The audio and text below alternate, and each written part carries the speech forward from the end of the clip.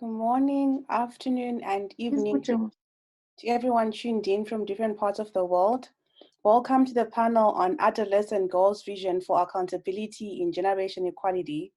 My name is Chantal Marikera, a member of the Beijing +25 Global Youth Taskforce, and I'll be moderating today's discussion. Just a few points on housekeeping before we start. The main language of the session is going to be English, with some speakers using other languages. The event has interpretation to Arabic, French, Bahasa, and Spanish, so please select the relevant channel to listen to the conversation. The Q&A session is being disabled during the webinar, as we won't have time to address questions today, but we invite you to interact with the speakers on social media, and just before the speakers come up, the slides are going to show and include their Twitter handles, so we invite you all to connect with them on social media. I now leave this time to Dr. Faith, who's going to give us the opening remarks. Thank you so much, Chantal, and good afternoon, everyone.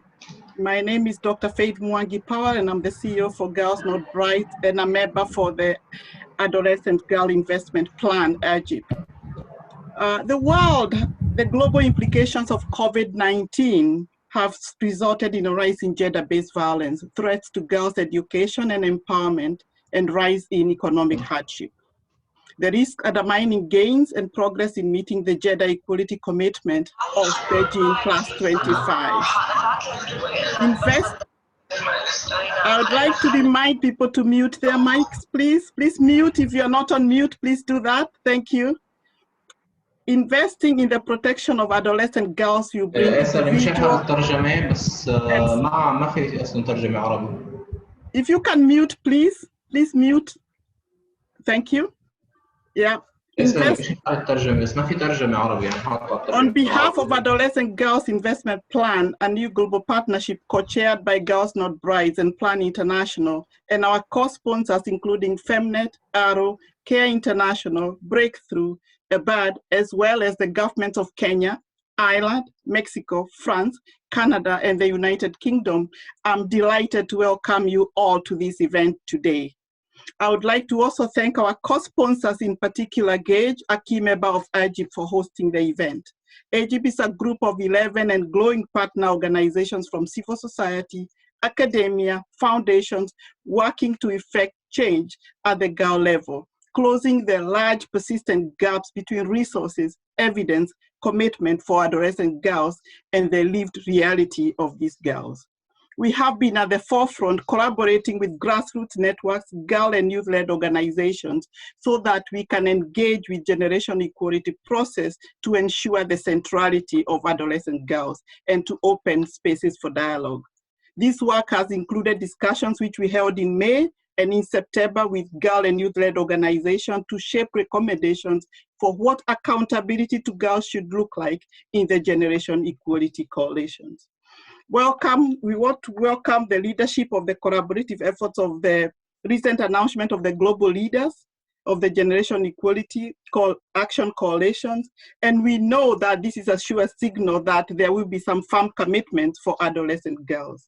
We feel this commitment as a positive step in ensuring the outcomes of the Generation Equality movement in 2025 will impact the lived experiences of adolescent girls. It is therefore essential that the success of these collaboratives really put accountability at the heart of all discussions.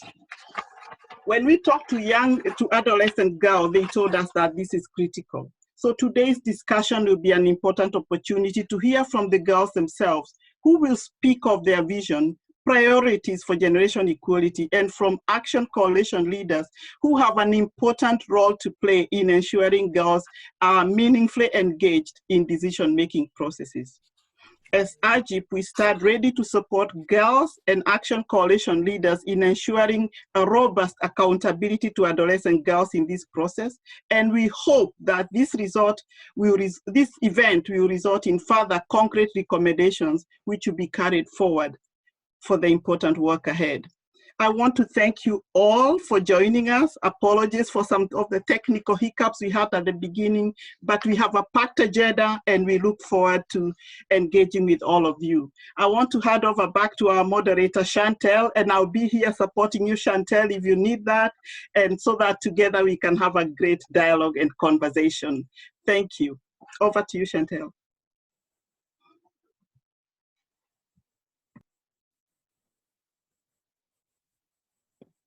Thank you so much, Dr. Faith, for such a great introduction to the event. I would also just want to briefly reiterate what this panel today is about. So the panel features and celebrates the experiences of the Go advocates and whose suggestions and realities could help us shape generation equality's accountability aspirations. As active stakeholders and partners of generation equality, we are keen that accountability with and for girls is being duly considered in the process. One of the main reasons for that is for us to account for and work closely with adolescent girls to address the cross-cutting nature of the issues they face beyond the Generation Equality Seeks Action coalitions. We also want action coalition leaders to co-create and fund opportunities within the Generation Equality Forum to ensure that gender equality is being driven by goal-centered action, voice, and agency, while ensuring that men and boys are engaged to bring about real sustainable change. Today's group of motivated and inspiring goal advocates are from Lebanon, Zambia, Nicaragua, Indonesia, Palestine, Guatemala, and India. They come from different walks of life and are working tirelessly within their communities to advocate, act, and create networks and initiatives for adolescent goals addressing child marriage, lack of awareness of sexual health and reproductive rights, social norms around gender and beauty standards, bullying and harassment online and on social media, justice, and many more challenging issues within the scope of generation equality. The first Go advocate to speak today is Aina Mohammed, a 16-year-old Palestinian girl from Ain al-Hiwa, the largest and most crowded Palestinian camp in Lebanon. Despite many challenges, Aina is motivated to continue her education and she's currently enrolled in secondary school. She has participated in advocacy activities focusing on education and child labor, violence, psychological well-being, including increasing rate of suicide among young girls and combating drug use. Aina will deliver her speech in Arabic, so please use your respective language interpretation to listen to her speech. Aina, the floor is yours.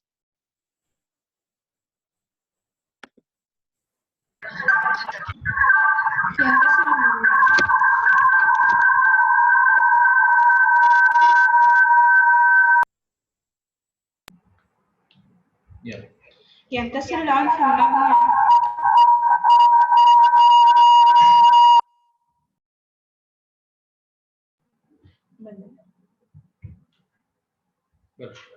ينتشر العنف المبني على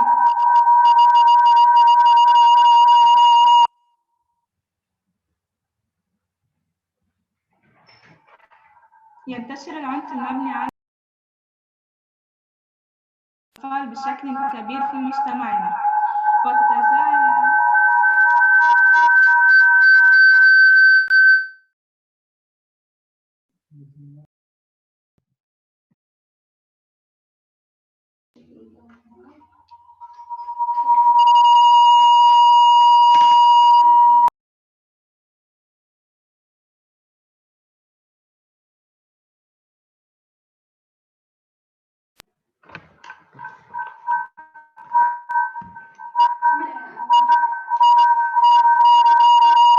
Yes, sorry.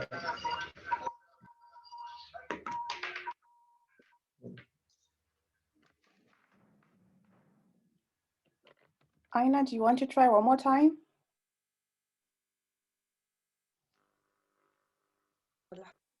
أينا فيك تجربي مرة تانية بليز؟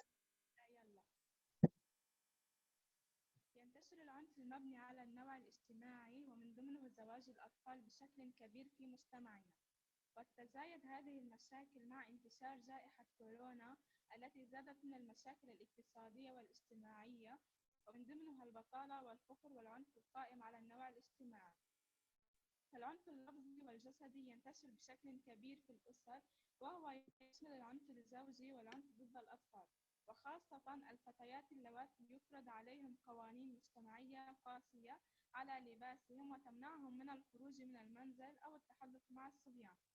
وبغية المحافظة على سمعة الفتيات في المجتمع يتعرضوا للعنف في الزواج المبكر، مما يزيد خطر تعرضهم للعنف الزوجي، وخاصة أنهم لا يملكون الوعي والثقافة الكافية لمواجهة العنف، حيث أن زواج الأطفال منتشر بين الفتيات في مخيمات اللاجئين الفلسطينيين، وعادة تكون دوافعه اقتصادية، والتي تدفع بالأهل للتزويج لتخفيف من الأعباء. فاللاجئين الفلسطينيين يعانون من ظروف اقتصادية صعبة، وخاصة في المخيمات، فهم يعاملون كأجانب ولا يتمتعون بحقوقهم المدنية وحق العمل والتملك. ومن ناحية أخرى، عدم توفر فرص عمل لائقة للشباب تساهم في التسرب المدرسي، وبالأخص في المرحلة الثانوية، وأسباب ذلك إما تكون مرتبطة بالزواج المبكر أو باعتقادهم تعليم دون فائدة، أو العادات والتقاليد التي تمنع الفتاة من العمل والاختلاط بين الجنسين.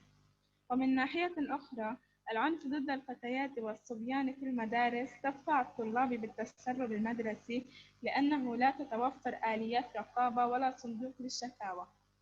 لقد شهدت على حالات كثيرة من العنف والتسرب المدرسي والزواج المبكر في عمر صغير من قبل أصدقائي وأقاربي، فشاركت في حملة مناصرة ومدافعة لحقوق الأطفال وضرورة مواجهة التسرب المدرسي التي تتزايد.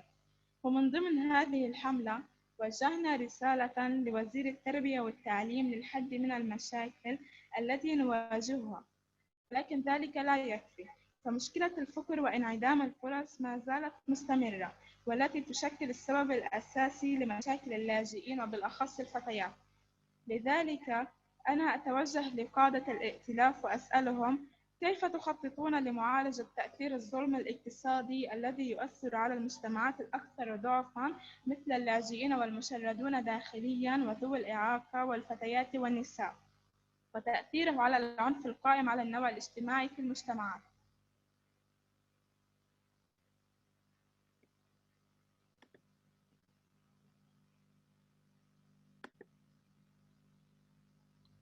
Thank you so much, Aina, for your reflections and for sharing your personal story with us today.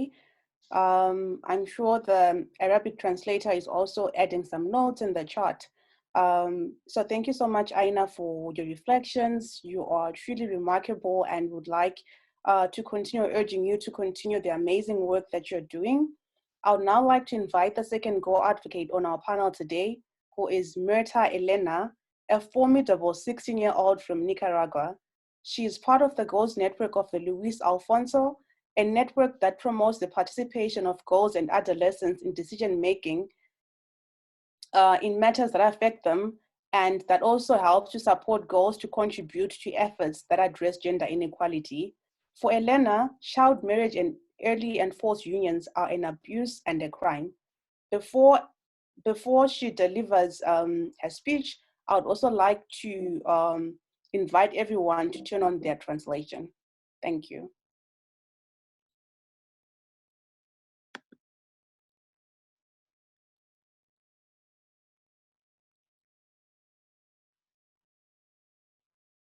The floor is yours, Elena. I think Elena will be joining just a little bit late, Chantal, so maybe we can move on to Ulrika, speaking next. Okay. Okay, so right now, as we wait for Elena to join in the panel, I would like to invite our third Go advocate, Emanuela Eureka, who is a 15-year-old Indonesian teenager. Eureka is a health promoter in her school during the COVID-19 pandemic, an adolescent health cadre and a girls' rights defender. She was appointed as the leader of the menstrual hygiene campaign during the commemoration of Menstruation Day on May 28 this year in her school. She's also part of a COVID-19 awareness group sharing positive behavior change messages to her peers on social media, including WhatsApp, Facebook, and Instagram. Eureka will be speaking in Bahasa, and interpretation is available for those who need it. Welcome, Eureka. Terima kasih atas kesempatan yang sudah diberikan pada saya. Perkenalkan, nama saya Eureka. Introduce myself. My name is Eureka. I'm 15 years old. I'm from Indonesia. It is such an honor for me to attend this meeting to represent my friends from Indonesia. In this opportunity, I would like to share my stories and also stories faced by other girls like me. In Sumba of East Nusa Tenggara, the place where I live, there is what's so-called kawin tanggap, where men choose young women to marry without the approval of that young girl.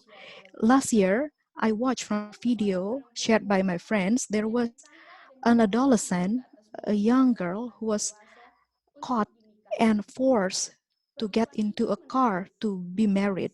And that girl was crying. I saw that as a form of violence against girls and children. So forced marriage isn't only happening to women, but also to girls. And this makes us feel unsafe. In Indonesia, in 2018, there was 1 of 9 of girls who got married before they reached 18 years old. To me, forced marriage and child marriage is not only caused by economic factor of the family, but also the low awareness and understanding of the families and the society of the negative impact of forced marriage and child marriage. Young girls or adolescent girls finally are not able to continue their study, and they even face the risk of mortality or death when they have the childbirth or they give birth, and they also lose their rights to speak up, and sometimes they are mocked by their friends because they got married, and they lose their self-esteem because of that. In addition to that, it is also important for girls or adolescent girls like me to understand reproductive health so that we can take care of ourselves and are able and have courage to take decision for our life. In the place where I live, there are many adolescent girls who are still unable or not understanding about their reproductive health and their physical changes when they have menstruations. And sometimes there are many boys who mock us when they see our changes in our body.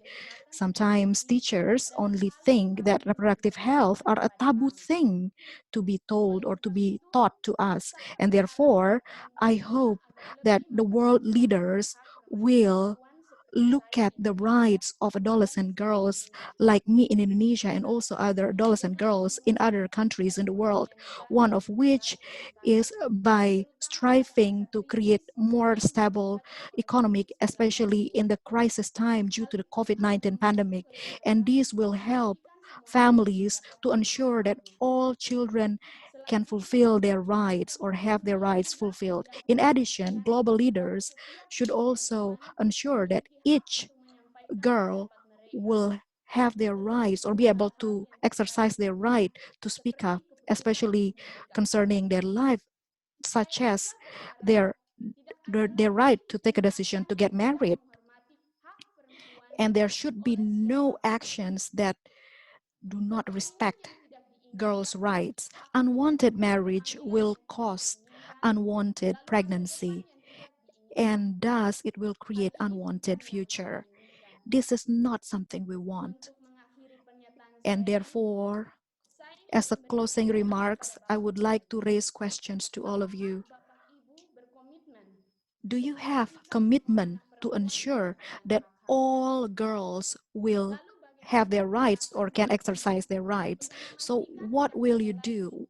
What are your actions to ensure that there will be no girls who will face forced marriage? And that's all for me. Thank you very much for your kind attention.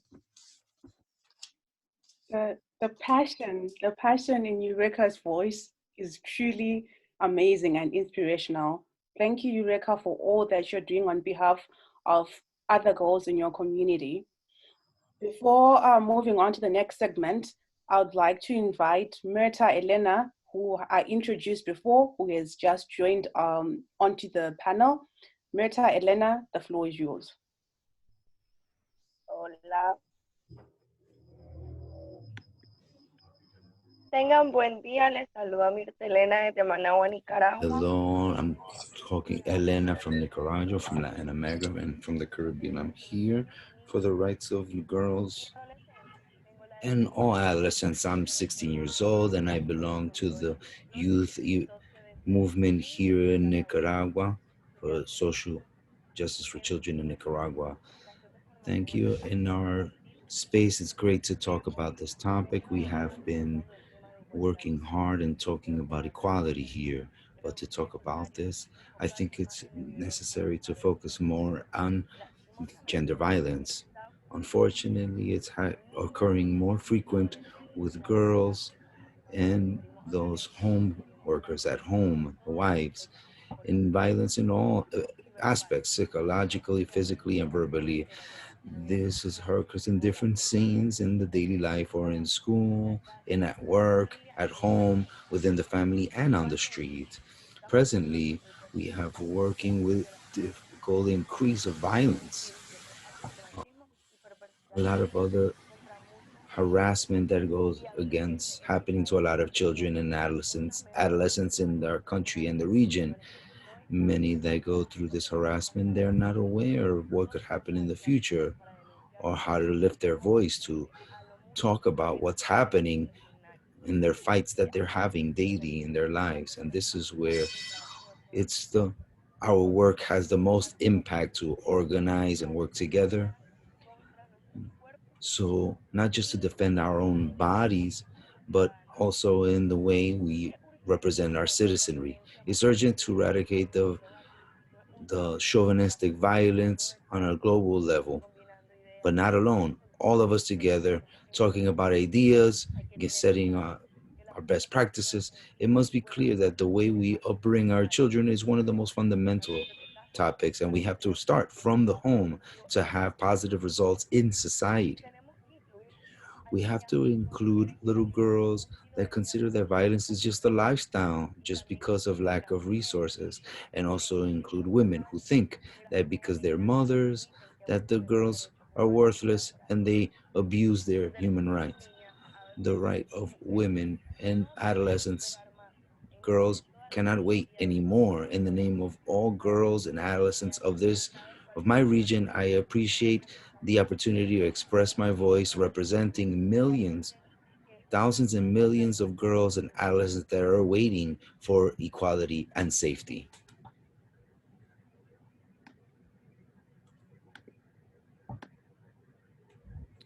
Thank you so much, Elena, for your excellent intervention.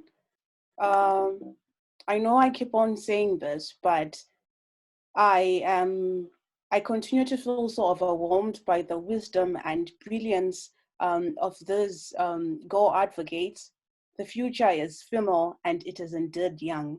Thank you, Eureka, Elena, and Aina for your interventions.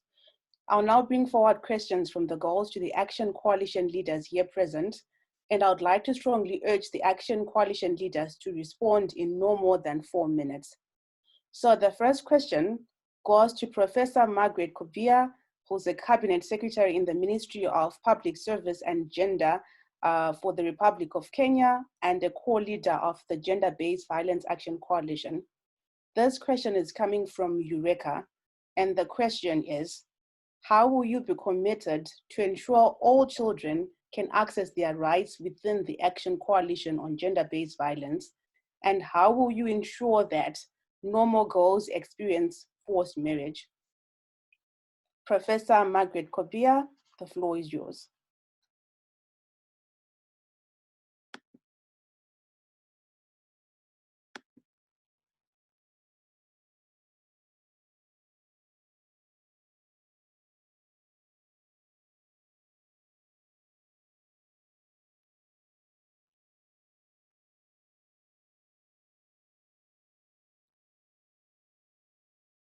If you could please unmute your microphone.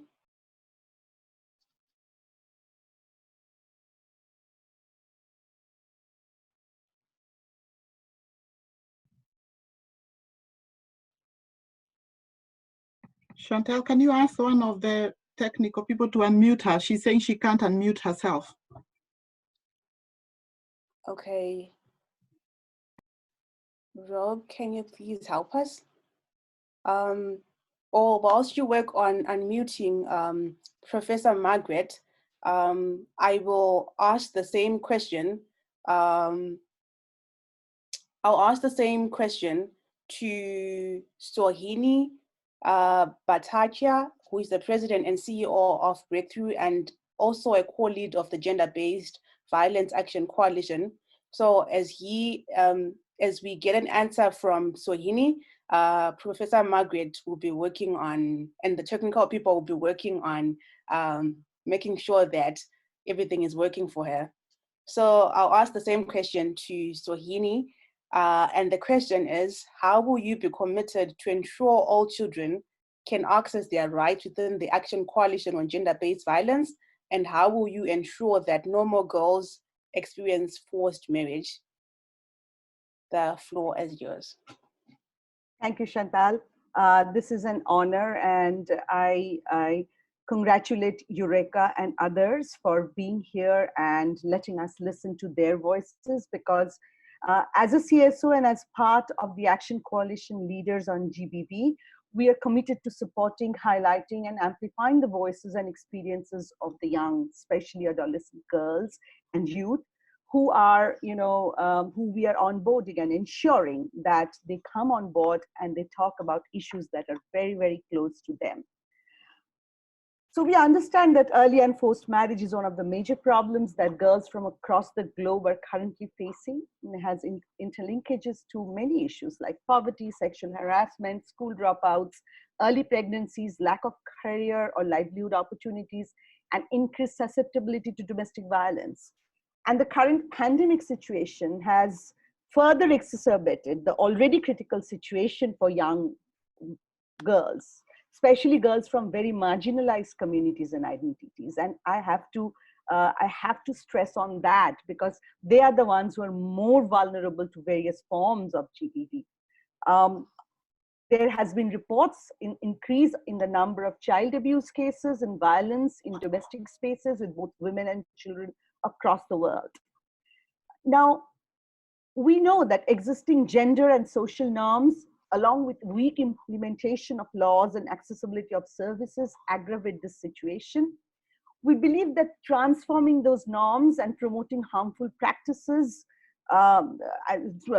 transforming the norms that promote harmful practices, and investing more in building young people's agency and co-creating with them solutions that work from them is absolutely important. We are committed to creating and making space for young people, for their voices to be amplified, for solutions to come from them. They must tell us what is most important for them at the various platforms and forums that we are speaking as Breakthrough, as CSOs, as part of the Action Coalition. This is what we must ensure. We have to focus on building their agencies to raise these issues. They are the ones who are most important here. As an organization committed to transforming gender norms, we would also like to see how existing mechanisms that promote safety of all children are strengthened. And that along with there is a strong political will, there is also increased investment to address the problems, both structurally and systematically. We would also support more effective monitoring and accountability mechanisms from key stakeholders in ensuring the same across board. We don't really need to only talk to girls. We must also talk to the most important stakeholders in their immediate community, their parents, their teachers, and people who are affected, and people who are actually ones who are ruling these norms. We must talk to them about more intergenerational discussion on issues that are important to girls. In many families in India, girls do not talk to their parents about menstrual health and hygiene and their needs and requirements. we must ensure that there is conversation at all levels on this.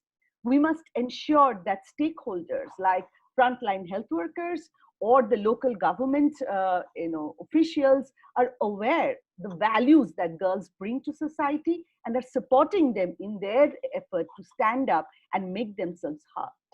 As part of the Action Coalition on GBV, we are committed to creating a joint advocacy agenda that will raise all these issues at a global, regional, and national platform every time that we speak there. And we must explore ways to get buy-in from other stakeholders along with their partners into this issue. As Breakthrough, we are committed to creating equal opportunities for every girl where they can live all their dreams while reaching their full potential. We need to close the gender gap. We currently are 257 years away from closing the gender gap. We must close it before 2030, which is the Sustainable Development Goals will be realized. So let's all work together in helping these girls, have agency, have a voice, and be heard across all channels. Thank you very much. Thank you so much, Ms. Sohini. Just to check again if Professor Margaret has been able to unmute herself and if her microphone is now working. Professor Margaret?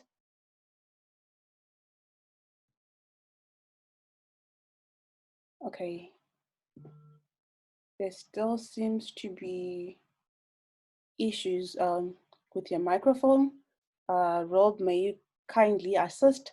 In the meantime, I will now pose the second question to Ms. Nadine Guzman, who is the president of the National Women's Institute, Mexico, and who is also a Generation Equality Forum core group member and a core lead of the Economic Justice and Rights Action Coalition.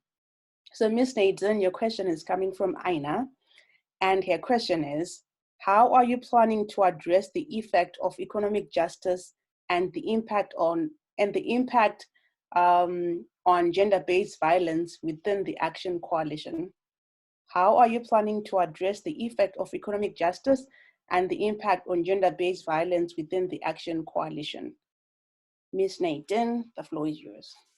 Thank you very much. Good morning to everybody. It's really an honor to be in this event because it's such an important conversation for us, for the world, I would say first, and we are focusing on these issues at the organization of the Forum Generation Equality.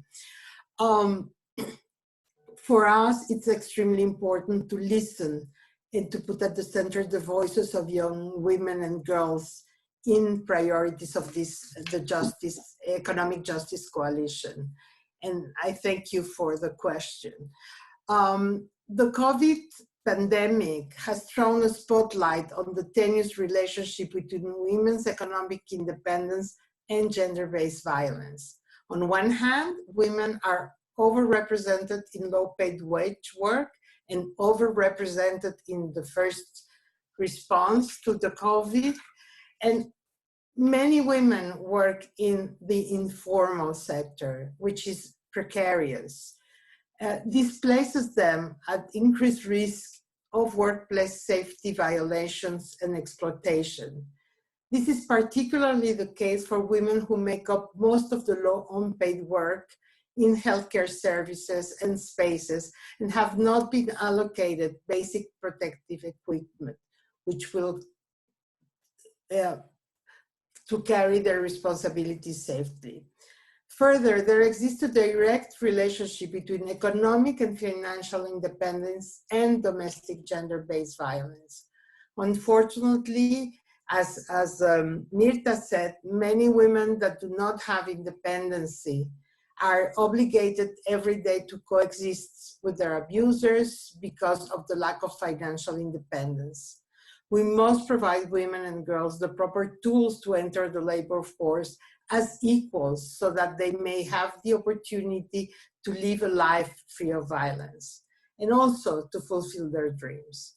Finally, women who are working from home during the pandemic find themselves having to perform most of unpaid work around the house, as well as continuing to complete their paid work responsibilities and caring for and becoming teachers, which is increasing the weight of labor. With this increased housework and child law, the asymmetry of care work responsibilities has become undeniable, thus perpetuating an imbalance of power that continues to subjugate women. And the pandemic is putting so much pressure that Secretary General has warned us that this could be put back our agenda, and we're not gonna allow that, and you are not gonna allow that. So for this end, from the government of Mexico and the economic justice and rights leadership structure, we're working on a model based on experience and dialogue with the needs of people. This model is based on putting attention to the care work, ensuring that the care work is recognized, is redistributed, and remunerated. This will allow for women to have access to formal work, and we are working very hard on creating the opportunities and working on both to have decent work on one hand, but on the other hand, creating opportunities for women to become entrepreneurs and get into the private and public sector. And this needs a reduction of violence and an environment that really builds peace. So for us, placing young girls and adolescents in decision-making spaces is essential. And we as leaders of the Action Coalition, we understand that we need to put center the voices of young women and girls from marginalized demographic into decision-making process. Young women and girls, including adolescent girls who have been impacted, deserve to be driving agents in the struggle to eradicate the violence that affect them. To do so, it's essential to comprehensively include them in the lengthy design process toward the blueprint of the Action Coalitions, and we're committed to do that.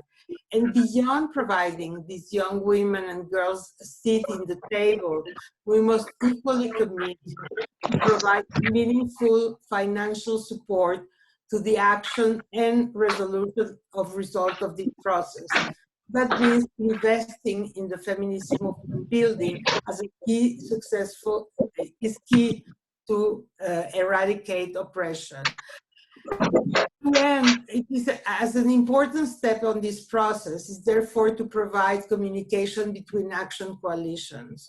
None of the issues that we're addressing in the Action Coalition exist in the vacuum. It's vital that we recognize and intersectionally these struggles so we can build them more robust network of cooperation inside the design process and create processes that are meaningful and successful.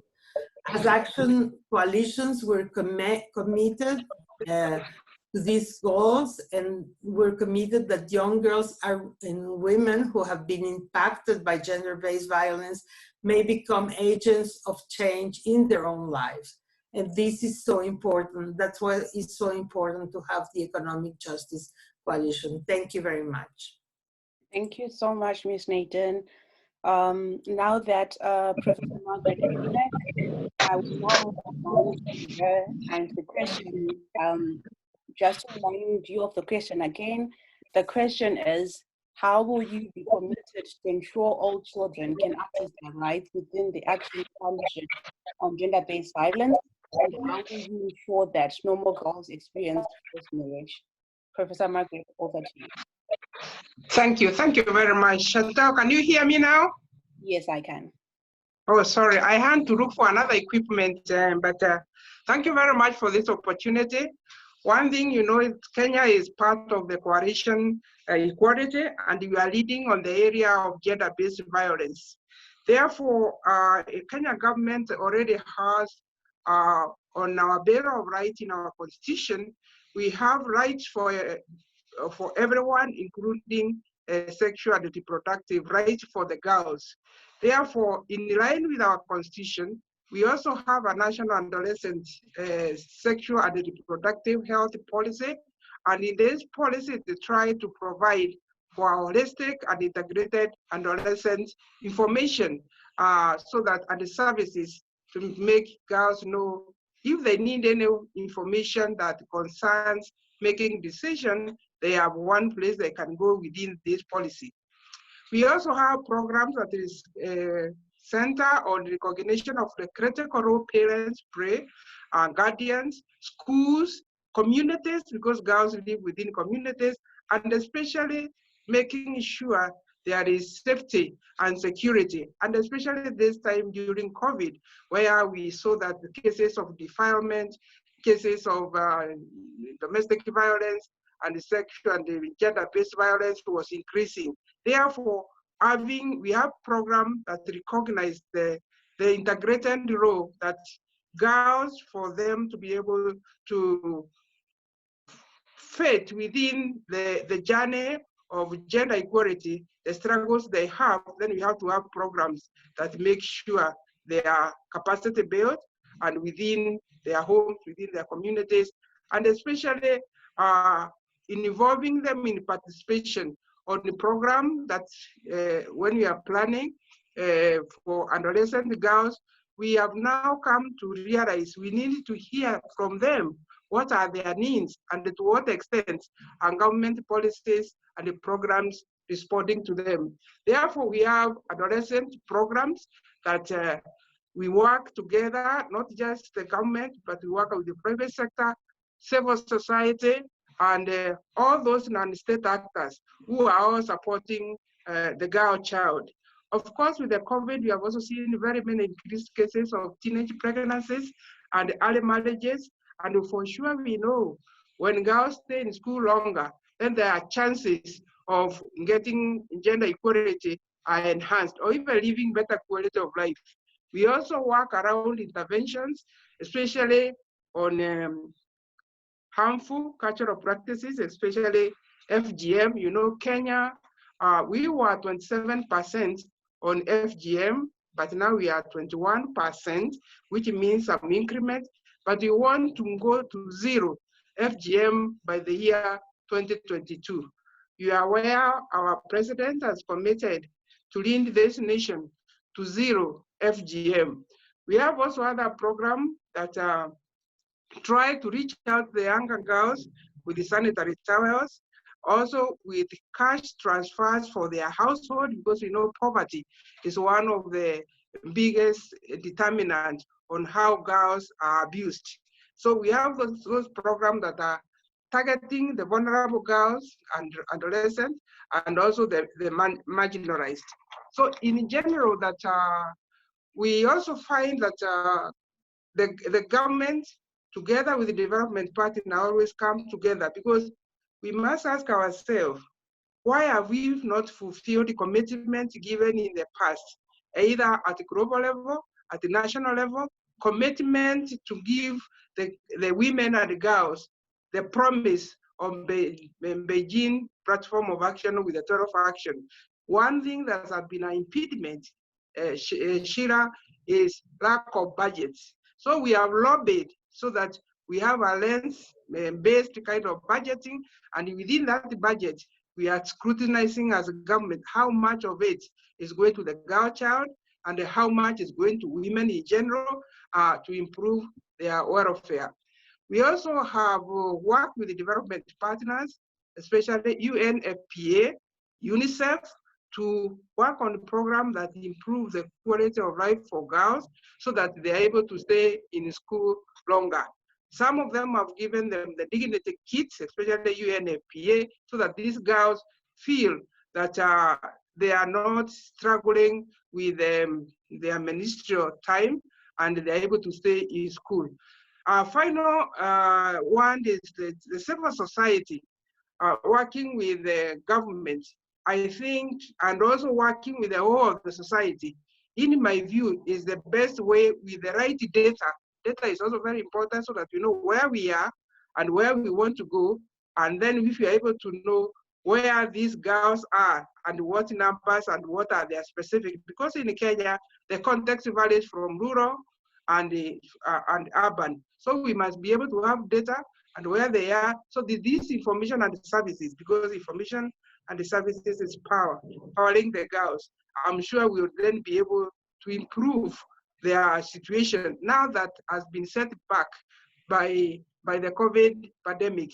We have seen also the government has come up with a funding that is trying to reach out the most vulnerable, which is called a COVID fund. So with all those efforts and the plans that we have as a State Department of Gender, we want to prioritize supporting girls because we can see 10 years ago, the achievements we have made as a country in terms of improving gender equality has been slow, but it has been on target. But now it's threatened by a COVID pandemic. Therefore, we must renew and have new thinking of how do we listen more to the girl child so that we'll be able to know their needs, and how do we get those needs incorporated in our plans. And then finally, held accountable. Because even when we are spending resources, both from the government, civil society, we must be able to say, what are you going to do with the resources you have, and how do we know those resources are made a difference? I thank you, Chantal. Thank you so much, Professor Margaret. Now, the last question for this segment is going to Mr. Anthony Kidi, who is a Senior Technical Advisor at AVAAD Resource Center for Gender Equality. And this question is coming from Elena. Also, just a heads up, we only have 4 minutes for responding to this question. And the question is, in what way do you think we can integrate as girls and adolescents in your actions to combat gender-based violence in our communities? Okay, thank you so much for having me with you all today, and a special thank you to Eureka and Elena and Aina for your wonderful stories, your passion, and really proving to us how important it is to hear your stories and to listen to you and your needs. For us to be able to even try to be allies in fighting for your rights. And I think that really is the approach that we all have to take. Us as Abad Resource Center for Gender Equality in Lebanon, and as individual activists, as well as all of our initiatives, it has to really be understanding what young girls see as the opportunities that they want, the issues that they are dealing with. And I really appreciate the intersectional approach that you've also taken in getting these young voices from all around the world. I know the context in Lebanon, so Aina, speaking from the perspective of a young girl in a Palestinian camp, we're talking about the margins of the margins, and we can't forget that there are specific needs that these young girls have, that people in positions of power are not only not listening to, but are unaware of because of their power and privilege. And so in order for us to reach any viable solutions for development or for growth, we were absolutely dependent on their perspectives and their creativity and their ideas. I think financially we need to create those opportunities based on what these young girls are calling for, and to think through about those opportunities as they grow into women. From my perspective as a man and someone who works a lot on masculinities and engaging young men and boys, I think we need to continue to do that from a nucleus and from a starting point of accountability to young women and girls and women in order to try to not only take away obstacles that might be in their incredible paths as human beings, but also to, inshallah, hopefully create allies for these young women going forward, and so they can really manifest their full potential. I think structural changes are necessary. The individual experiences are so important, but we need to see how they relate to the structural and how we can engage ministers and other people in power with these young girls to have proper, meaningful mentorship of these young women, so they're not simply informants at the beginning of a process, but they actually guide us throughout the entire process. And if we could learn so much in just a few minutes from these incredible young women, imagine how much we could do in the future if they're able to reach their full potentials. And finally, the last thing I would like to say we really need to make sure in different contexts. Lebanon has been very troubled this year with the Beirut explosion, with financial crisis, with political instability. And in those moments, young girls' voices are marginalized even further. And we need to make sure that we don't deprioritize the needs and the voices of young women and their guidance. We need to make sure that that always stays front and center in all of our initiatives in order not to lose that momentum. And thank you. Thank you so much to all the Action Coalition leaders for your remarkable responses. And thank you, girls, for your commitment towards gender equality. The fourth and fifth Go advocates speaking today, Yande and Maria, have been selected from the Adolescent Girls Dialogue with Action Coalition leaders that AGIP organized on the 17th of September. As part of their statements, they'll include some of what was raised in this cause as well. The fourth Go advocate who is speaking today is Yande Banda from Zambia. Yande is a 16-year-old activist from Zambia who is currently the chairperson of the Children's News Agency under the Media Network of Child's Rights and Development. Yande is a member of the Adolescent Girls Advisory Council for the Global Fund for Women USA as its youngest member, where she facilitates grant-making activities and influences decisions in the organization. Yande is also a member of NAWE4F, an organization that works with the UN to amplify land restoration and to ensure that young people are leading this restoration. Yande, the floor is yours. Thank you so much, Chantal. It's an amazing opportunity to be here, but let me go right into it. I fundamentally believe that climate change is a big issue of this generation, and it has proved to be more than just an environmental issue, as it's always put. It has proved to be a girls' rights issue, a boys' rights issue. It has proved to be an education issue, a health issue. However, it's not always treated like that, and that's a big problem. We need to reintegrate and redesign how we treat climate change in terms of our sectorial policies and our laws and whatever is being done. Now, let me move on to my second point, which closely links to the first one, and that is the education system. I fundamentally believe that this education system is too based on the regurgitation of facts to pass a 2 hours, 30 minutes exam and be lost right afterwards. It doesn't focus on our talents or our skills or the real problems that this Generation Z is facing in this day and age. So I believe that we need to redesign, reintegrate, and completely restructure this education system to fit the situation that we have right now. I believe that we have the solution to some of the biggest problems in a young person. I believe we have the solution to world hunger. We have the solution to some of the worst issues of this earth, but we need to bring it out from young people through the various education systems that we have globally. Now, the third thing I want to speak of is I believe that we need to amplify the voices of young women and girls. Now, look, if you put me on a climate board, you listen to my voice, you feel my impact, and you take action on that, then I believe we can achieve critical change. And that's something that we really need to emphasize. We must have young women and girls in key decision-making spaces and in public platforms to allow them to express their experience, their stories, their ideas, and their solutions, because that's where the power is. The power is in us, and we just need to bring it out.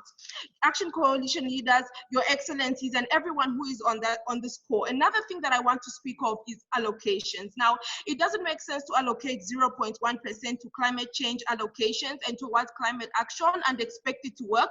It's not working, and it will never work. So we need to increase allocations towards climate justice services and towards climate action in order to achieve actionable change. This is a big issue, and it needs to be answered. We need to see more money going towards climate justice to show that it's a priority. Moving on to my fifth point, I must say that we must put natural preservation at its core. This is very important. However, I don't see it emphasized a lot. It doesn't make sense for us to be building mines in national parks, and yet these places are supposed to be our carbon sinks. These are the lungs of our earth, but yet they are being destroyed daily. So we need to critically look at this. We need to continue to protect nature and protect our environment, because at the end, this is what we live on. This is what we breathe on. So we must emphasize this. We must emphasize protection of our ecosystems and of the natural environment. As I conclude, really, this is something that I believe if you are to go anywhere, if you are to take anything from what I've said, then you must take this. And it is that we need to mobilize our voices, we must mobilize our resources and our passions. And I think Mr.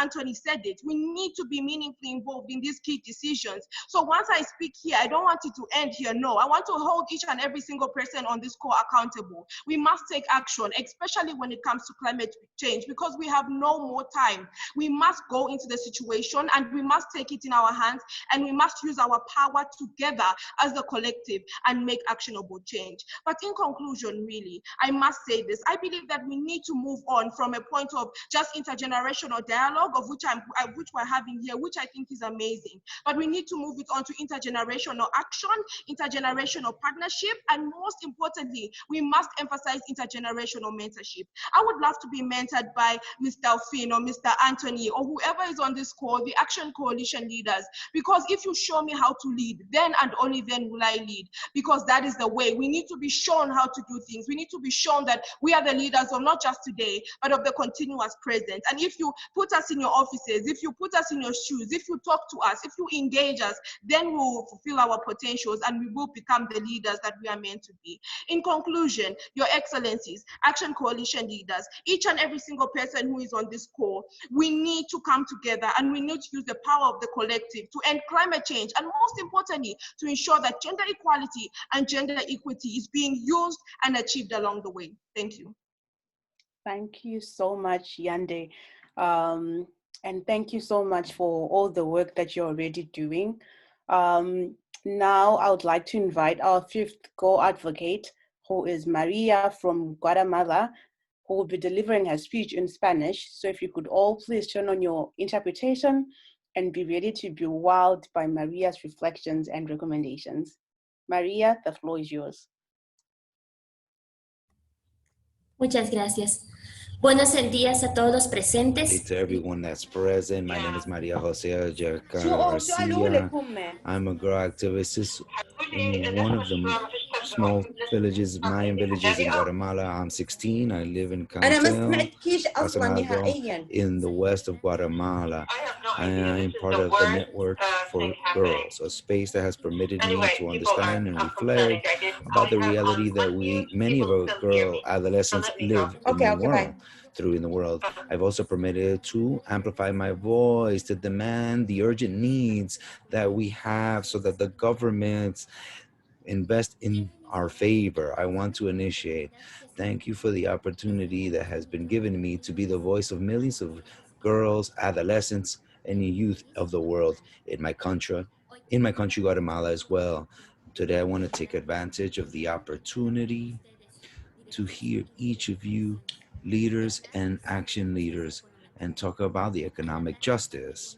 To talk about the economic side, what comes to mind as a young adolescent, all the different lacks and needs and investment not given to have programs and projects for the basic services that we need as girls, adolescents, and young women. These services in health, like health, for contraceptives, birth prevention, and prevention of STDs. Right to education, and during the pandemic is even more needed to invest so that our peoples can have access to technology, internet, and scholarships for school. Now that the risk for dropout is coming up in many of the youth, protection, prevention of violence, unemployment, massive informative campaigns about our rights and employment, the taking care of our environment, like climate change, that has alternative programs of recycling, education, and maintenance of our rivers and lakes, creation of laws that stop the contamination of our towns and peoples, which are very urgent. And in the present, we see the effects because of this present pandemic, and it shows of the lack of investment of very few or no governments of our countries. And that's why today I want to talk to each of you, direct to each of you, giving you, making a few petitions. First, I consider that to invest for girls and young women, we have to be spoken to about what are the most urgent needs that we have. In that manner, we can understand our interests, just like it has been said in for the human rights of kids. It's also necessary to promote economic justice that needs governments to invest in a just way for the sector. And in that manner, look at the most urgent needs that we have as the youth, as girls, but also to work in an alliance, girls, the youth, with representatives of international groups and the great stakeholders and decision makers, to have programs that we promote so that we can formalize our development and have a global impact, and giving the right resources for all the girls and youth of the world. I'm also asking for all of you involved to the conventions and the treaties and all lawyers that are created in our countries to consider a framework with a financial backing.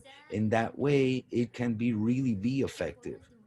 And finally, in the name of the girls, young women, of the indigenous peoples, of the Americas and the rest of the world, to be listened to in our petitions, and the injustice in economic investment in economic justice continues to be put into our towns, our peoples, and our nations to reflect a better quality of life, integral development, no discrimination, as has been established in the human rights conventions for the youth. And to finalize, I want to give you all a question. What are the plans, short-term plans, that you have to involve girls, young women, adolescents in the different spaces of coalitions, and in that manner to assure that our voices are heard?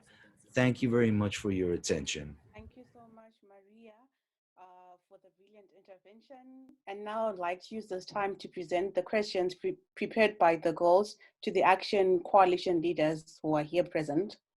The first question goes to Minister Gold, who is the Minister of International Development from Canada and a co-leader of the Feminist Movement Action Coalition.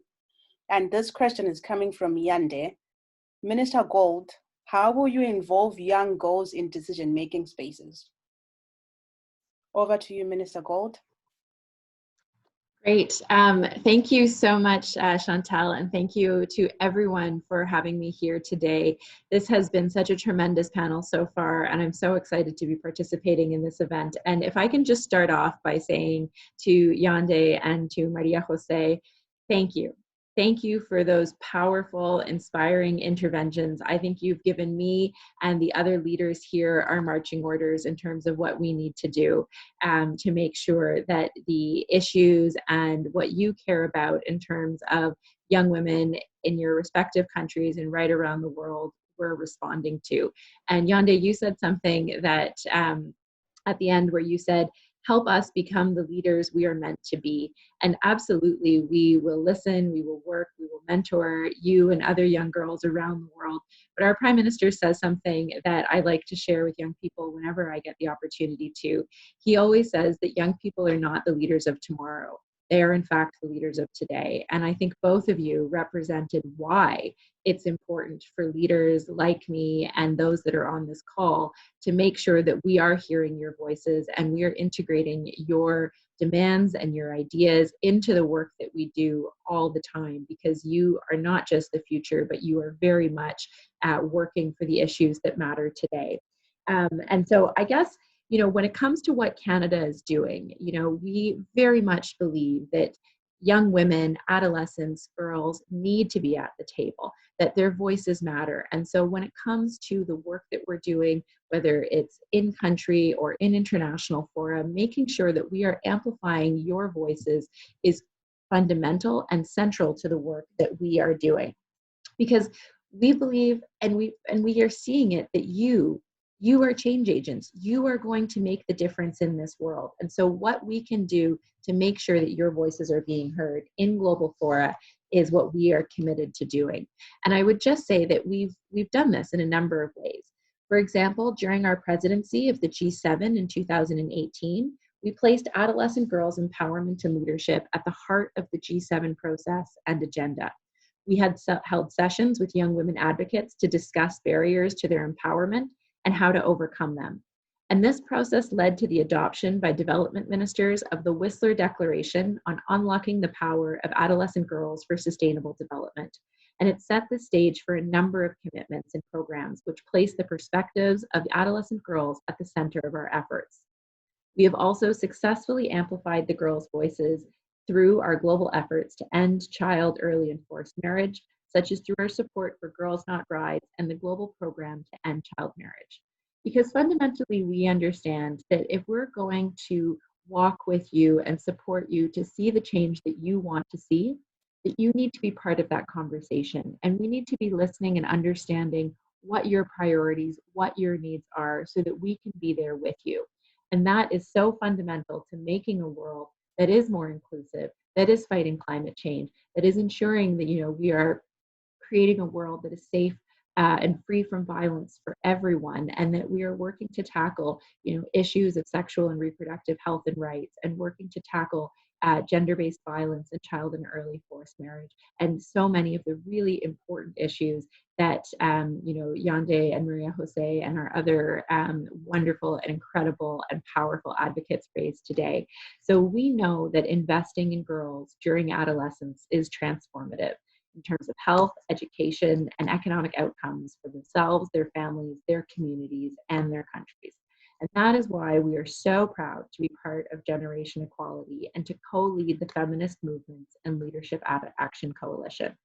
We were also pleased when we learned that two young feminist organizations, Young Feminist Europe and Marie-Jeanne, joined the leadership team.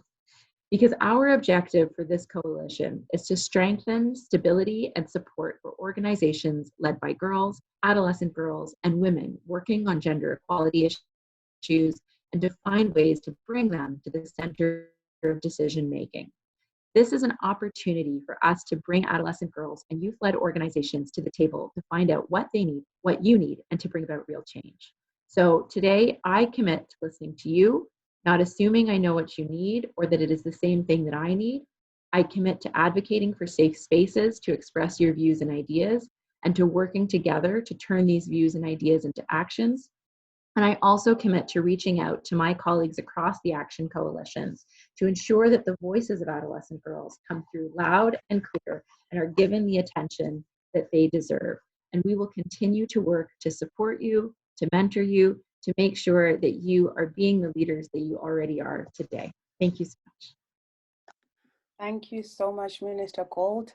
I now pose this next question to Ms. Singano. And this question is coming from Maria. The question is, what are your short-term plans to involve children, adolescents, and youth in the different spaces within the action coalitions? And what are your plans to ensure that our voices are heard and included? Over to you, Ms. Singano. Thank you so much for the question, and thank you for the opportunity to be here and to connect with you. It's extremely inspiring to hear powerful and passionate voices of young girls, and we do. I think this is one of the examples how important it is to have young girls at the center of the conversation around action coalition. As FEMNET, we specifically work with the age group of 14 to 18 years old. And why did we choose that group? Because after thorough assessment, we have realized this is the age group which is transitioning, for example, from childhood to teenage. And they undergo a lot of change. In an African context, this is also age group which is heavily targeted by predators, and there is a lot of change. There is the time that they need to discover themselves. They need to build themselves. They need to be sure of who they are. And in our African context, most of that time now you are battling between who you are as a person and who you can be, but also battling the expectation, social norms and cultures, etc. So this is the group that we are working with. And to us as FEMNET, our strategy is not to have young girls participate in the process, but young girls to be part of the FEMNET. So we have been working with them. We have a teenage girl program within the organization, and which their role is to influence, to advise, and to work with FEMNET Secretariat to ensure that every process they are part of it. So they have been actively involved in shaping our engagement, and they will continue to be engaged, and they will continue to be involved in also outlining what are the strategies that we need to use, what are the issues that we need to address within Economic Justice Action Coalition. We were planning to have a number of consultation meetings, but in the context of COVID, that has proved to be difficult.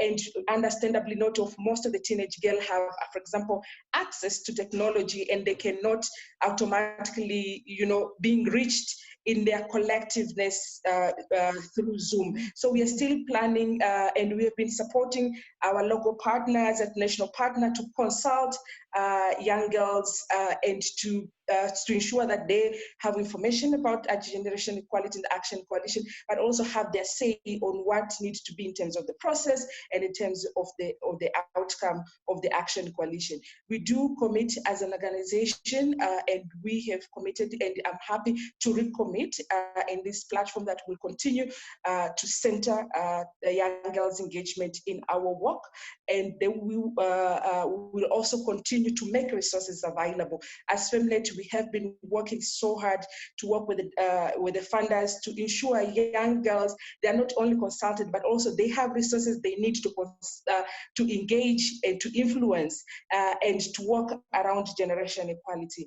And as the minister has said, we will continue to advocate and influence the Action Coalition process to be inclusive. And to us as FEMNET, we want to go a step higher to influence that inclusion should be intersectional. It shouldn't just not be a certain group of girls, but it should be all girls in their diversity. Addressing the question around race, addressing the question around girls from the conflict area, girls with living with a disability, girls who are out of school, girls who are teen mother. So looking at the entire spectrum of young girls and how are they going to be part and parcel of Action Coalition, and that is what we commit. Thank you so much, Ms. Singano. Now I would like to introduce to you the last two Go advocates who are going to speak today and who will be sharing their experiences as health promoters in their communities. First off, I would like to introduce you to Rima Kanjo, who is a 17-year-old Lebanese girl born in Syria. Her family returned to Lebanon on the onset of the Syrian war, and she now resides in Baalbek City, her father's hometown located in the Bekaa Valley. Currently, Rima is studying nursing at a vocational school. Since she started nursing last year, Rima started her own awareness initiative where she shares medical information on social media groups with girls of her age onto nutrition, sexual health, reproductive rights, mental health, body differences between males and females, among other things. So Rima will be speaking in Arabic for the first 2 minutes, and then interpretation is going to be provided live in the next 2 minutes after her intervention. So over to you, Rima. Hello, do you hear me? Yes. Okay. من وقت ما بلشت أدرس تمريض بلشت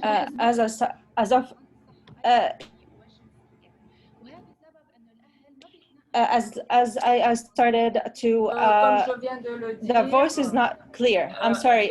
Somebody has to tell her there is an echo and the interpreter cannot hear.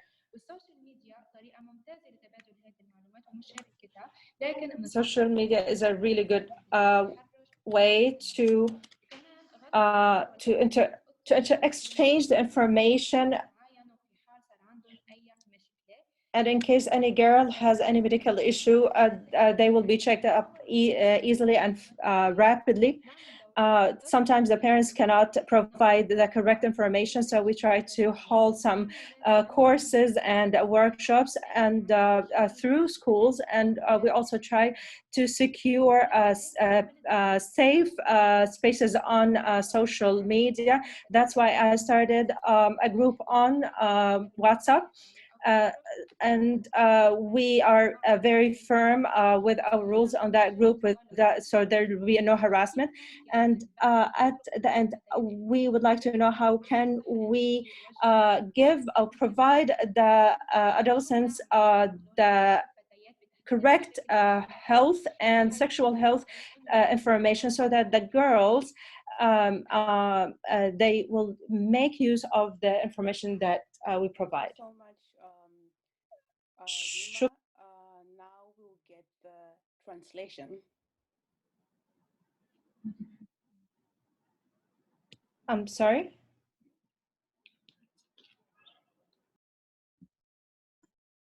Hello. Rima was sharing her story about her advocacy work on a WhatsApp group. So around 2 years ago, Rima started studying nursing at a vocational school, and she started learning a lot of information about health in general and sexual and reproductive health. That made her realize that there's lack of information and spread of misinformation among girls of her age. She also was referring that discussing or talking about issues related to sexual and reproductive health is considered taboo in her society. Parents do not talk to their children about this issue, especially during their puberty period. So girls resort different sources of information, including getting information from friends in the internet or other women in their community who might give them incorrect information, which would subject them to health risks. She also talked about the lack of information about the available medical or health services, the bad treatment of the service providers, which prevents and the high expense of these services, which prevents many girls in accessing such services. Rima also talked about how the internet can be a great tool in reaching all the girls and making the information available for them. However, she indicated that sharing information on sexual and reproductive health on the internet or the social media platforms can subject the girls to harassment. And sometimes threats. That's why when she wanted her peers to learn about the information she was learning in a safe and secure space, she created a closed WhatsApp group for girls only, and she started sharing whatever she's learning on that group, and having discussions with her peers around their sexual and reproductive health without subjecting herself or her friends to any harassment from others. She's saying that she could reach a limited number of girls through this group. However, most of the girls in her community remain without access to information or safe spaces where they could get the information or discuss them. That's why she asks the Action Coalition leaders about the ways they could look into for girls to access sexual and reproductive health rights information and safe spaces, and what are they going to do to include girls in defining the problems in their community as girls, and which can be instrumental in this. Thank you so much, Sally, for providing the translation. And once again, thank you so much, Rima, for sharing your reflections with us. I would now like to introduce another girl advocate, Kalpa, who is a 16-year-old from India. She was born and raised in India and is currently attending DAV Public School, where she's the president and founder of Gender Sensitivity Club, as well as co-founder and leader of the Happiness Club and editorial head of the Muse, a student-based journal promoting a multidisciplinary approach to subjects, and she's also the head of Flaunt Your Flaws, an annual school-level event and a fundraiser aimed at smashing the existing stereotypes of beauty. Kalpa, it is our pleasure to listen to you today. The floor is yours. Thank you, Chantal. Greetings, dear leaders. Thank you for this opportunity and for everything that you do to make this world a better place. My name is Kalpa Garg. I'm 16 years old and I'm from India. Today, I would like to share some personal experiences with you. In class 8, I was taught the chapter Reaching Adolescence. But saying I was taught would be lying because it was merely rushing through the chapter. My teachers were hesitant in talking about the changes that were taking place in our bodies, changes that we did not understand and quite frankly were even afraid of. The same thing happened with the topic reproductive system, which involved teaching us about different contraceptives and STDs. These topics were the closest thing to sex education we had. For the past 2 years, I have been working with my friends to ensure that all adolescent girls and boys know what menstruation is and don't shame or feel ashamed of menstruating. In India, there exists a big stigma around menstruation. However, what we realized working with these children was that they didn't actually feel uncomfortable talking about it. It was just that nobody had started a conversation. Girls tried to bleed quietly, and boys made sure they weren't invading their privacy by asking questions. However, on the more horrifying side, 90% of the girls didn't know what menstruation was until Menarche hit. Nobody had talked to them about it. 3 months ago, a boy of class 8, age 12, tried to rape my friend. She's the same age as me. We study in the same grade, different schools, though both equally good. What's more, the boy was her brother, and on reporting the horrifying incident to her mother, she was told that the boy didn't intend to slip his hands in her pants. He was just sleepy, unaware of what he was doing. Dear leaders, this is what happens when we skip these topics, when we don't talk about sex, pornography, consent, and normalize adolescents asking questions. Girls get raped. Leaders, I come from a rather privileged part of the community. My school has all the required infrastructure, including a counselor who is professionally equipped to talk to us. It is easy to implement sex education there. Despite all this, it is not being done. At this rate, how can we expect the other half of my India, the less privileged one, to address the issue? We cannot delay the conversation any longer. 109 children are sexually abused every day in India. I'm sorry. So my question to you, AC leaders, is what is being done to ensure that schools like mine provide sex education, and how soon do you think it will happen? I ask you this question because sexual abuse is something that we are facing every day, and we just don't know how to deal with it. We are risking millions of girls being abused just because adults feel hesitant in talking to us. It's as simple as that. And inculcating CSE in our schools starts right from talking to nursery kids about good touch and bad touch. Believe me when I tell you, most of the educated Indian families are progressive enough to accept the idea of CSE in schools when given a little push. Leaders, I don't want to just learn here today and go back to the same reality. I need tangible change. My participation here today should have an impact. So I need you to give me an answer on how you plan on dealing with it. We girls are ready to contribute our bit, work with you. Please involve us. Create situations for us girls to catalyze change, and we'll be more than happy to do it. Thank you. Thank you so much, Kalpa, for sharing your experiences with us, and also for just being vulnerable with us in this space. I am sure that the Action Coalition leaders are taking note, and I will now move on to present the questions that the girls have prepared for the Action Coalition leaders. The first question is going to Ambassador Delphine, who is the Ambassador and Secretary General of the Generation Equality Forum, and also a Generation Equality Forum core group member.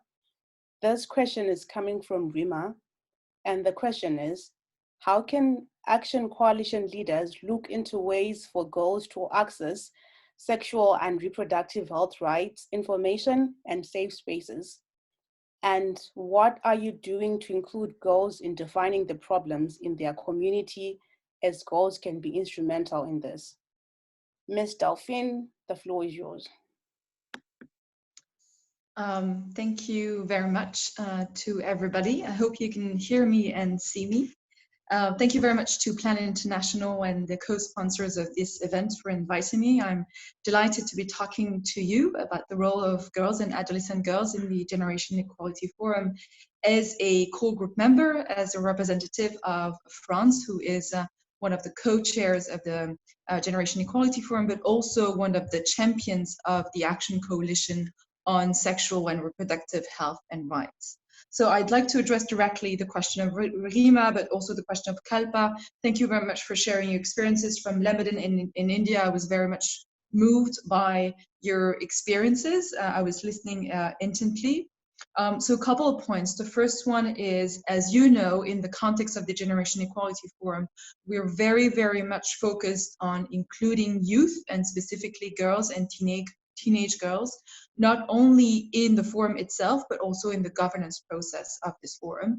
This is why we do have now in the core group itself a rotating seat for youth, named after the Beijing +25 Youth Taskforce. So we have integrated, together with representatives from France, Mexico, UN Women, and civil society, we have specifically dedicated one seat to the youth through the Beijing +25 Youth Taskforce. More specifically, in the context of the Action Coalition on Sexual and Reproductive Health and Rights, we have a number of CSOs, which also co-sponsors of this event. I'm thinking of Arrow, I'm thinking of a number of other organizations, but we're also adding youth-led organizations that are specifically working on SRHR. There are two of them. The first one is the Youth Coalition for Sexual and Reproductive Rights, which is a global coalition of youth working for SRHR, and another one which name is in Spanish, so I will not say it because my Spanish is really bad, but which is a coalition of youth, especially indigenous youth of Latin America. So we are really, really willing to integrate girls at the decision-making table. Now, to answer Kalpa's question, what are we doing about educating boys and girls and families about sexuality, about menstruation, about all these topics that might still be taboo? Well, Kalpa, you know, I understand the situation in India is maybe very far from other countries, but I can tell you, even in my own countries in France, we do still have a number of taboo, unfortunately, about menstruation, about girl sexuality, about boy sexuality, about contraception, about abortion, and just in general sexual and reproductive rights. What will we be doing in this Action Coalition, and I'm talking here as a representative of one of the champions, is that we will center front, comprehensive sexual education. We will be focusing on 3 to 4 main areas of priorities, and we're currently discussing with other leaders, Denmark, Burkina Faso, Argentina, the leaders from civil society, the leaders from the foundation world also, and we are very, very much focused on comprehensive sexual education. We absolutely recognize that there's a need not only to have access to contraception and to safe abortion for grown-up women, but in order to avoid a number of situations, you have to be sure that young girls and young boys are educated about sexuality. So we'll be very much focusing on comprehensive sexual education. And in order to do that, we want to be working with national governments, with local governments, but also with communities, religious communities, local communities, in order to make sure that everybody's sort of accountable for this comprehensive sexual education.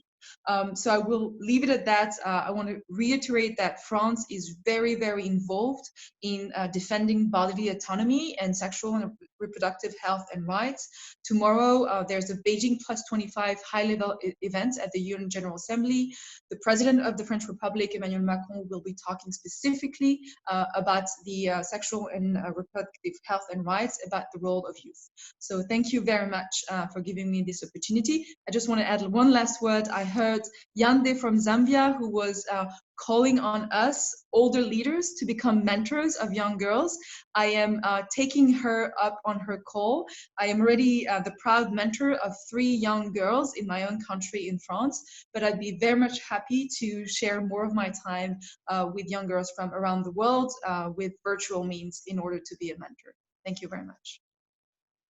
Thank you so much, Ms. Delphine, for your intervention as well as your offer to provide mentorship to the girls. That is really amazing, and I am sure that I speak for all of them when I say that it will definitely go a long way, and I can see Yanda smiling here, and so it is really amazing. So thank you so much for that. So now I will pose the next question to Ambassador Geraldine, who is the permanent mission of Ireland to the UN, and she is going to answer the same question that has been answered by Ms. Delphine. And that question was coming from Kalpa, which is, what is being done to ensure that schools provide sex education within the generation equality process and beyond? So, Ambassador Geraldine, the floor is yours. Thank you very much indeed, Chantal, and good morning to everyone. I've been with you from the very beginning of this event, and I think I may be the only ambassador at the UN on the screen with you this morning, but I want to say that, you know, we spend a lot of time in corridors talking to each other at very high levels about very big global issues. There's nothing more important than the kind of conversation we've had this morning. And if we needed an illustration of the importance of what this intergenerational conversation can mean, Kalpa, you brought it out to us in spades. I think the sincerity and the authenticity of the message you gave us shows us this is not about policy or theory. It's about what you yourself called tangible change. And I hope that as a result of this morning's conversation, we can convince you that those of us who are in some of these important corridors can actually help to put you at the tables where that tangible change can be made. To go specifically to the question, Chantal, that Kalpa puts, I'm Irish. I'm the Irish ambassador here at the UN, and I have to say that Ireland's stance on sexual and reproductive health and rights really is something that's evolved over decades, but very recently. It's a very challenging subject. We recognize from Kalpa's clear description of the horrible situation she witnessed, how sensitive it is, but also how risky it is if misinformation becomes a basis that actually can derail in some way the conversation we need to have about comprehensive sexual education as a concept. We know in Ireland that education is actually at the heart of gender equality in general.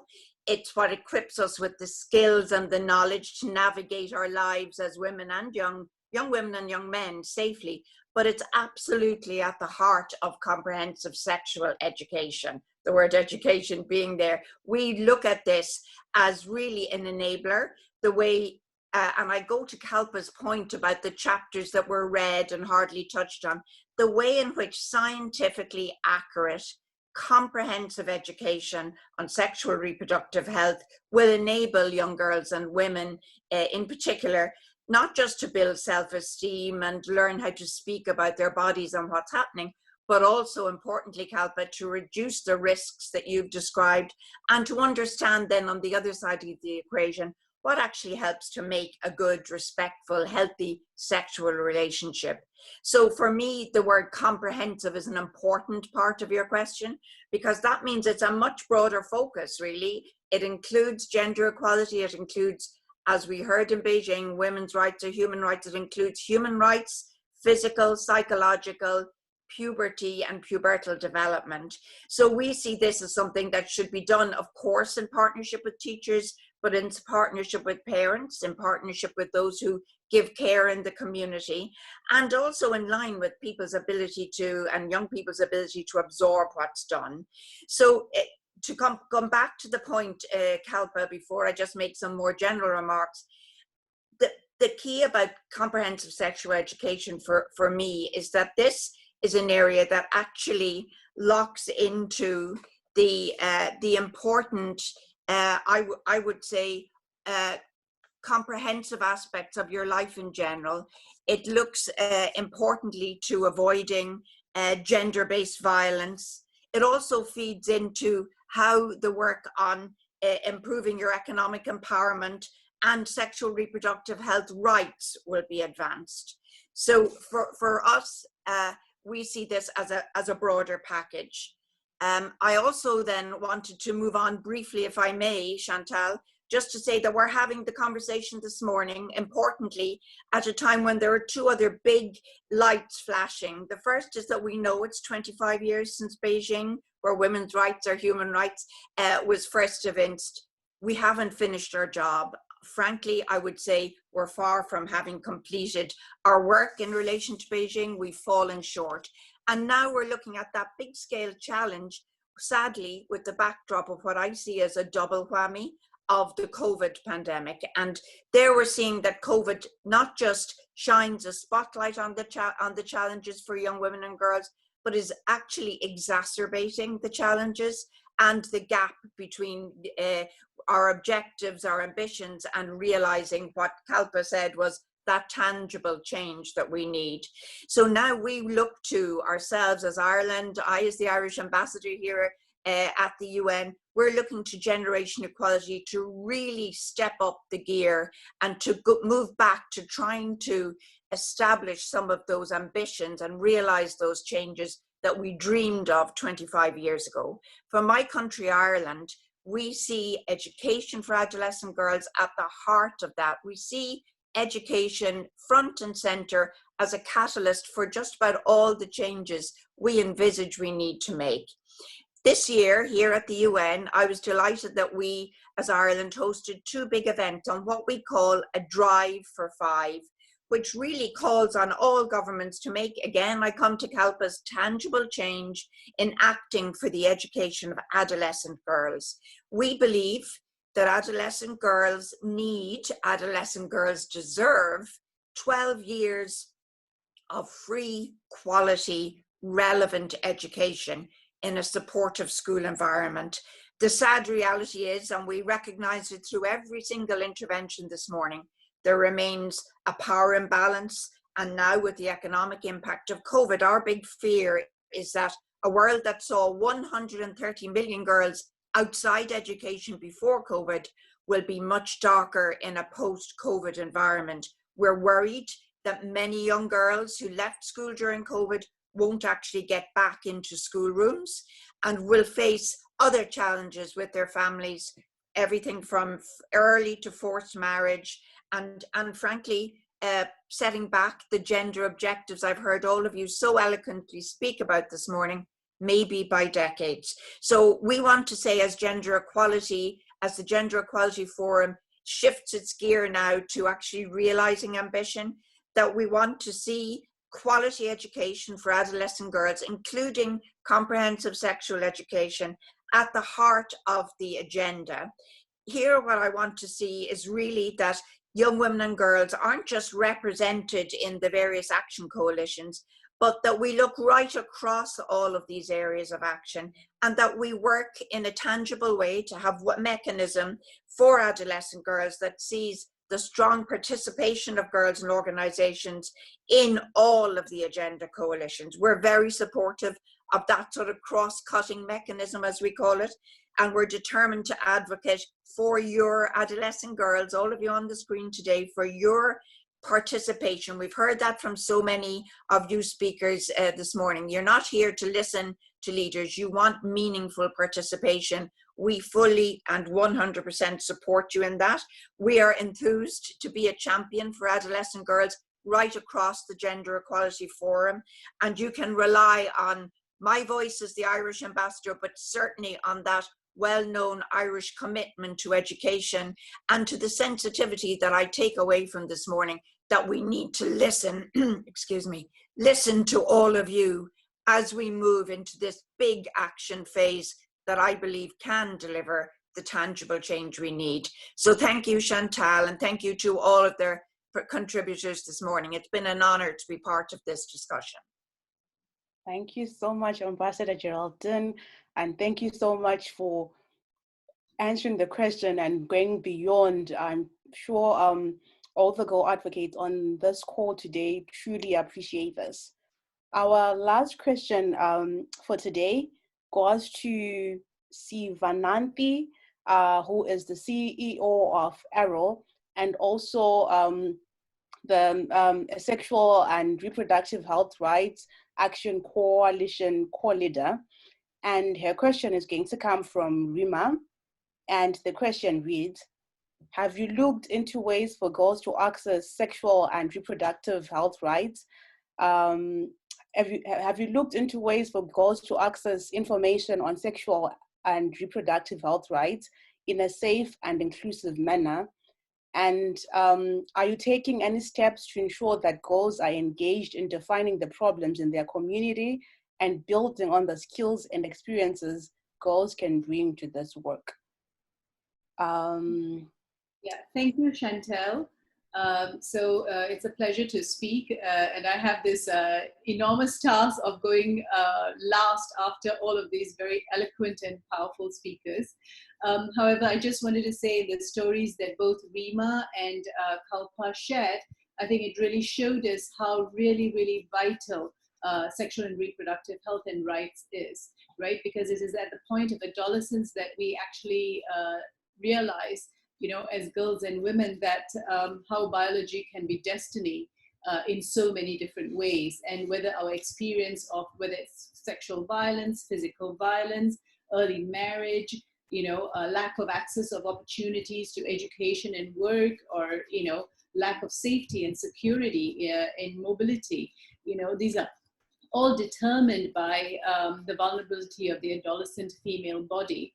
And also, it's also at that time of life where, you know, gender roles such as, you know, cooking or fetching firewood or taking care of the younger kids in the family, you know, deny the opportunities to play, you know, and to learn, you know, for so many girls, right? So adolescence is that moment, you know, of awakening, you know, and realization of girls' rights, and how, you know, girls and women start navigating the world that chooses to deny us those rights at every turn.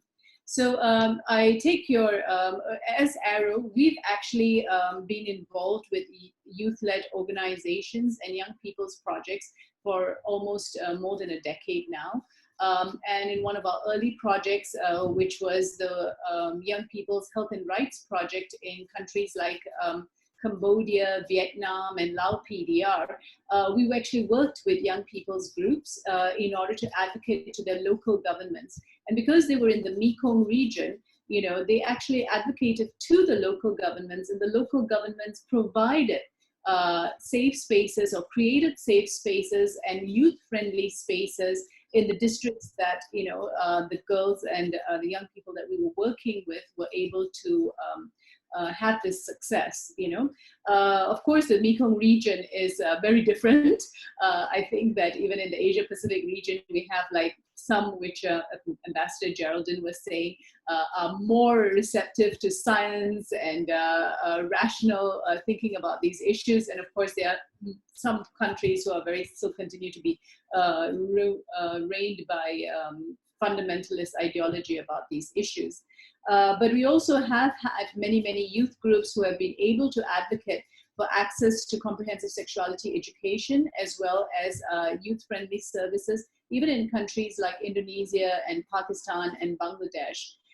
So we think that, working with young people and really sharing with them the knowledge, the information, building the capacities and strengthening their capacities to work with their, in their environments and advocate to their governments really unfolds a very vibrant SRHR movement that we have not seen before. Right. So in the region, Arrow's also been investing in holding youth forums. So we've been the key organizer for youth forums with the ICPD process, as well as the Asia Pacific Forum on Sustainable Development, which is the annual HLPF that takes place in the Asia Pacific region. And we've always been committed to organizing young people in order to bring up their issues and their agendas to the governments in the region. And most recently, like last year with the Beijing Plus 25 at the regional process, we actually organized the Young Feminist Forum as well. So of course, it is our aspiration that the work of the Action Coalition and the themes of the Action Coalitions of the Generation Equality Forum should actually percolate and actually come down to the regional level and to the national levels, and to create a vibrant movement for our agenda and our issues at these levels. So on the question of comprehensive sexuality education, we also feel that it's a really important, critical change maker type of issue that all of us should advocate for. As that, Arrow has been engaged with both UNESCO and UNFPA to kind of hold up the international technical guidance on sexuality, comprehensive sexuality education, and to see how these standards are being applied across different countries. So we, when we can convene them, now because of COVID we can't, we try to hold a regional multi-stakeholder dialogue, which brings together CSOs, and government, as well as international agencies, and of course young people, to dialogue on how we can move the needle, what is the implementation at country level looking like, and how we can move the needle further, right? So I think that one of the things that we have really learned after all of these years of working with young people is that young women, especially girls and adolescent girls, have very little chance. So there is actually some sort of age barriers that even adolescents face in trying to integrate themselves into the youth processes, right? So if we're committed to it, we really have to, as a whole group, make a special effort, especially like if it is going to go into the forum, I mean like travel preparations, or at least giving technology facilitation, so that actually girls and young people can really involve themselves in every part of the process of the Generation Equality Forum. And ideally, we have to also recognize that, the future of the feminist agenda is actually lies in the hands of young people and young women especially, and the Generation Equality Forum should at least have a very high representation of young people, and it is their concerns and their priorities that must shape the design and the running of the forum itself, as well as the work of the action coalitions. So actually, Arrow has been reaching out to the NGOs and the women's rights organizations in the region to share with them about the Generation Equality Forum and what's happening as it goes by.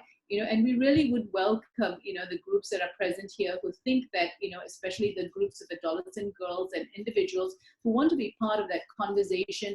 If you can share with us their contacts and the details, we would be more than happy to include them in all of the prep work we're trying to do in the region. So with that, that's all I have. Yeah, thank you. Thank you so much. And thank you so much to everyone who has been a part of this conversation from the beginning, and we apologize for going over time a bit, but we truly are very thankful for all your participation, and to everyone who has been with us from the beginning. So on behalf of all the partners organizing this panel discussion and the speakers, we sincerely thank the Girl Advocates, Aina, Elena, Eureka, Maria, Yande, Rima and Kalpa, for sharing their experiences, lived realities, and thoughts with the Action Coalition leaders and partners. Together with your continued appreciation and involvement, we can help shape this process to yield favorable outcomes for adolescent girls and help mitigate many of the threats of the COVID-19 pandemic on adolescent girls. Together, we can continue to amplify their voices and promote their agency. The speeches of the Girl Advocates stress the importance of the interconnectedness of the Action Coalition themes and topics, especially when analyzing the adolescent girls' priority issues around child marriage, gender-based violence, including harassment online, lack of economic and livelihood opportunities. And we can also see from their interventions that we cannot talk about climate justice without economic justice. So everything is all interconnected. The girls' reflections show us that we need to engage them in defining their own problems and help them organize as young feminists, rights activists, change makers, and peer educators through both financial and human resources, as well as other forms of support, such as mentorship, that was mentioned by Yande. Those demands and reflections by the girls demonstrate the need for revising the principles we as the Youth Taskforce, the Beijing Plus 25 Youth Taskforce members, and the AGIP organizations called for during the Paris Design Sprint in February, which include number one, the commitment to ensuring the meaningful involvement of girls and young people in that they are listened to and respected. The second one being commitment to creating safe and inclusive child and youth-friendly spaces for girls and young people to engage and challenge decision makers in the process. We suggest this should include the use of multiple languages in meetings, mechanisms to ensure that participation of those living with disabilities, and mechanisms for those who do not have access to the internet and are the most marginalized. The third one being the valued leadership of girls and girl-led groups in the formal decision-making processes of action coalitions. The fourth one being dedicated financial and technical resources from the Generation Equality Core Group to ensure the meaningful and sustainable participation of adolescents, including compensation for their time. And lastly,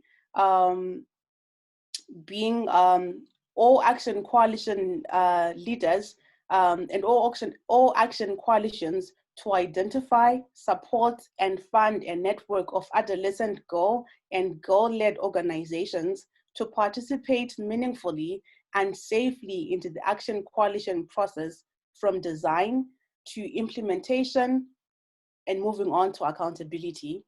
The meaningful implementation of these principles will require technical and financial support to grassroots communities and school-based girl-led groups who are able to be linked into the design, implementation, monitoring, and accountability of action coalition governance and membership. So once again, thank you so much to everyone who has joined in, and thank you so much to the girls for sharing your personal stories with us and your reflections. And thank you so much the Action Coalition leaders who have been present throughout this panel and who have responded beautifully to the goals and have shown their commitment to achieving gender equality as we celebrate the 25th anniversary of the Beijing Declaration. And as one of the speakers said, there's still a lot of work to do, but the fact that we are here in this meeting today and the fact that we are all committing to this intergenerational dialogue is proof enough that we are working towards it. We may not be there yet, but we are working towards it. So as we wrap up this panel discussion, I would like to invite all speakers to share what resonated with them in one word. So all speakers to share what resonated with them in just one word. We could start maybe with the Action Coalition leaders. Anyone who'd like to start can start. Thank you. My name is Margaret Kobia from Kenya, Nairobi, one of the co-leaders of the coalition.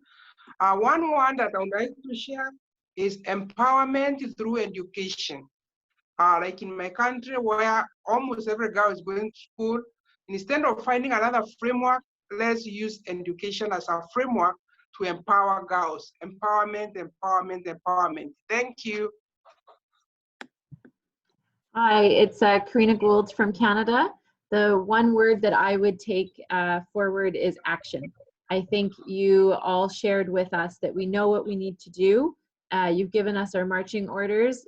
We've said lots of great things, but you want to see meaningful action. So my word is action.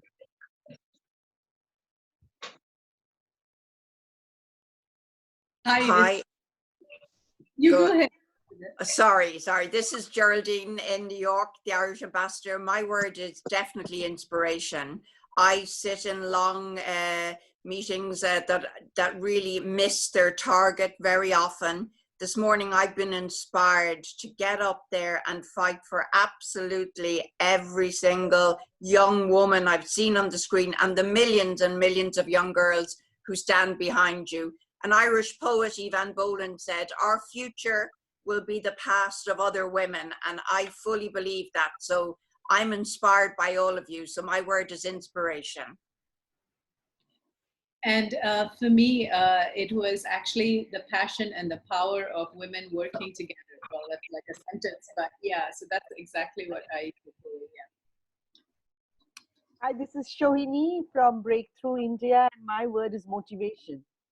This gives us really the motivation that we need to do this difficult work, and we know that everybody who spoke today and millions behind them are with us. So motivated, motivated, motivated.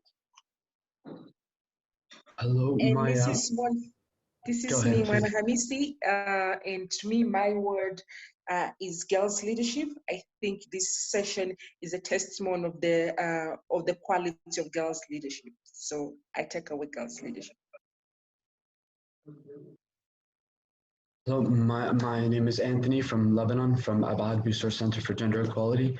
My one word would be gratitude to all of the young women who spoke and inspired us today. And the second one would be accountability, to actually do things accordingly from after what they've spoken. Thank you so much. Okay, I will go last. I started this meeting on behalf of AGIP. My name is Faith Mwagipal once again. From Kenya, Margaret, thank you to hear that, but my one word is inclusion. We need to include the young girls in all these decisions and all these conversations and all these tables we are at. You inspired me, all of you, and thank you. Thank you for your leadership. Thank you so much to all the speakers. I now invite the girls to share one word that resonated with them as well. So the floor is open to you girls. If you would all want to just say one word that resonated with you.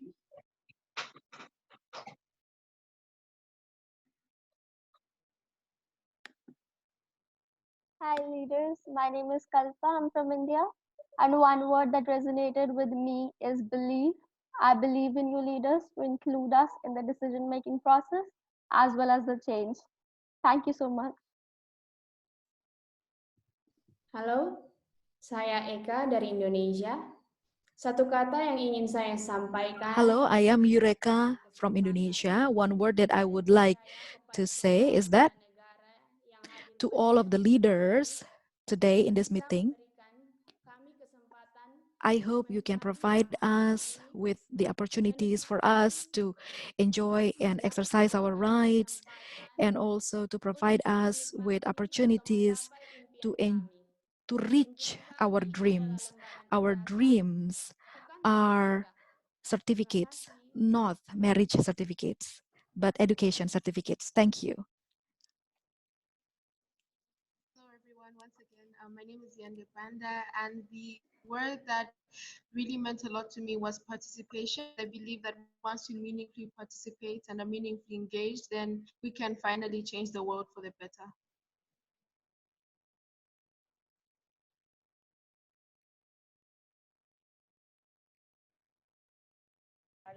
Nicaragua y mi palabra es I'm agradecimiento. from Nicaragua, Mirta, and my is appreciation. It's not just hearing my voice, but hearing the voice of many, many, many girls that would want to be in my role, in my position at the moment, but I am representing all of them. And in the name of all of them, it's appreciation, gratitude, because you hear us and you take into account our words.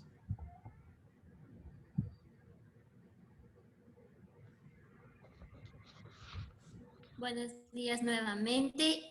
Primero que Good nada, day quiero again. First, I want to thank you for the opportunity that you have brought us. And as an adolescent and youth, we appreciate a lot the time, and we expect that in the future, we will be able to see the changes that we need to improve our integral development. Thank you for listening, all the petitions, and we expect that they all will become a reality. Perfect.